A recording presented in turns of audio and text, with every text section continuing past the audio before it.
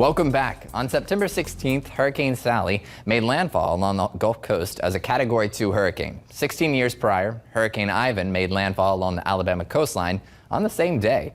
While Sally had very little impact here in the Mid-Ohio Valley, I spoke with a former mayor and local legend in his own right, Michael Mullen, about how Ivan was a completely different story. To see people, as the water is coming up in here, just scrambling and everybody bringing trucks and loaders. In September of 2004, the Mid-Ohio Valley faced a daunting challenge from Mother Nature. Hurricane Ivan dropped drenching rains across the already soaked region just 1 week after Tropical Storm Francis had moved through. And then it rolled right up the Ohio Valley, dumped a huge amount of water up in western PA and the western part of Ohio.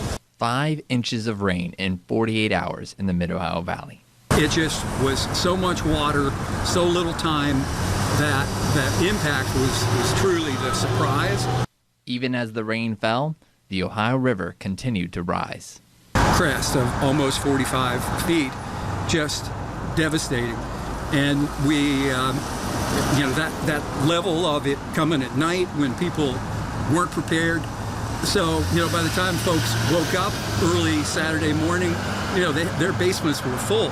There were, folks who lived in houses down in the real low-lying areas where they, had water chest high on getting out of their houses. It was kind of a Herculean task for the community to regroup when, you look down this street and there's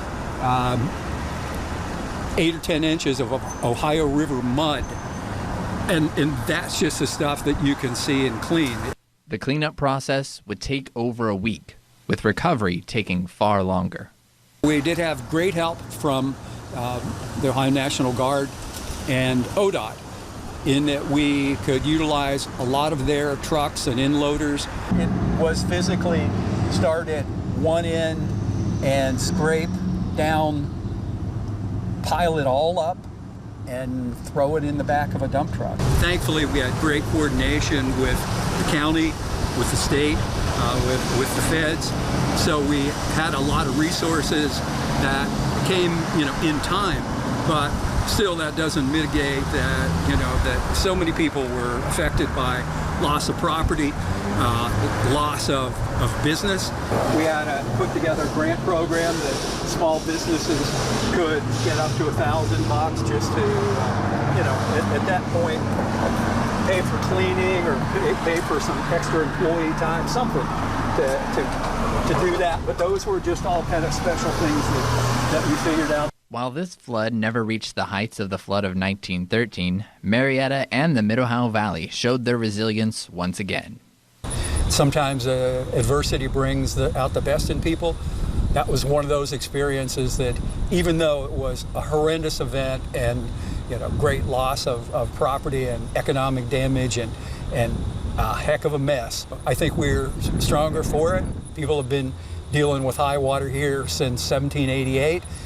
And about 350 or 360 days a year, we love it when the river isn't up. No place I'd rather be from than right here in Marietta, Ohio.